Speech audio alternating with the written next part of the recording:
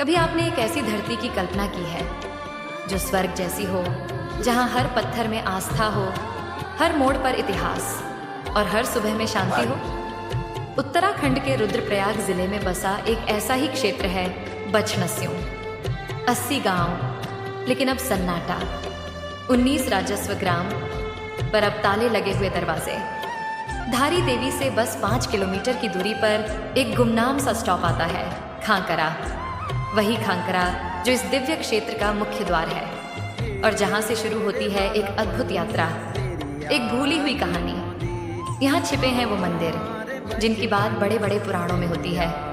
श्री मुंडा महादेव, बैरागना महादेव, लक्ष्मी नारायण मंदिर, और फिर आता है मड़ महादेव, वो पंचमुखी रूप जिसमें भगवान शिव स्वयं विराजते हैं, जैसे नेपाल में पशुपतिनाथ। सोचिए, हमारे भारत में पंचमुखी महादेव सिर्फ 2 जगह हैं, एक नेपाल और दूसरा यहीं इस शांत छुपे हुए बछनस्यों क्षेत्र में। पर कितनों को पता है? न कोई बोर्ड, न प्रचार, न मान्यता। जगह इंतजार कर रहे हैं कि कोई आए, देखें, महसूस करे। पर लोग चले गए शहरों की ओर, रोजगार की तलाश में। बीचों बीच बहती है चित्रमती नदी, जो कभी जीवनदायिनी थी, अब खुद प्यास बुझाने को मोहताज है। कभी इस क्षेत्र को धान का कटोरा कहा जाता था, पर अब खेतों में सिर्फ घास उगती है। घर खाली है, जवान बेटे सेना में हैं और बाकी होटल की नौकरी में। क्या ये विकास है या विस्थापन की चुप चीख? यहाँ तांबे और लोहे की खाने हैं और ऐसी प्राकृतिक सुंदरता जो कैमरे में नहीं, दिल में बसती है। हर गांव से पूरा क्षेत्र दिखता है, जैसे देवभूमि ने खुद एक झरोखा खोल दिया हो। माँ नैना देवी का मंदिर भी यहीं है, पर उसकी घंटियां अब अनसुनी हो गई हैं।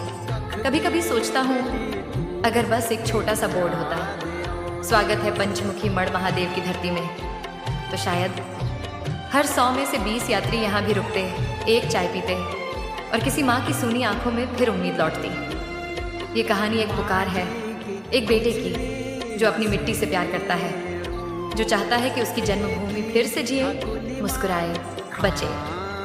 मैं शूरवीर सिंह कंडारी, ग्राम बामसू से अपने टूटते गांव की व्यथा आप तक पहुंचा रहा हूं। शब्द नहीं, ये मेरी आत्मा की आवाज़ है। अगर ये आवाज़ कभी पर्यटन विभाग तक पहुंचे, तो शायद मेरे जैसे हजारों गांव के बेटों की माँ फिर चूल्हा जलाए, क्योंकि ये क्षेत्र सिर्फ धरती नहीं है, ये मेरी माँ है।